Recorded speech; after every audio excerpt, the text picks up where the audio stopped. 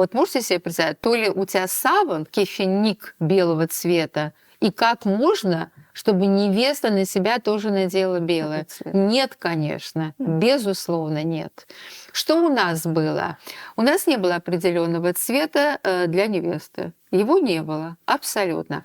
Невеста должна была быть в таком цвете. Во-первых, она не сидела среди гостей. Она была закрыта и сидела за перде. Ее никто не видел. Перде или кушаге в этом, да, в степной части у нас говорили кушаге, в другой части Крыма это перде. Она сидела, ее никто не видел. Это было очень важно, чтобы ее не сглазили. Страшно этого боялись. Поэтому тут вот это все это нужно было предостеречь от всего негативного невесту. Поэтому она нигде никому не показывалась. Она сидела там максимум среди своих подружек и со своими Енгелер, вот она сидела там.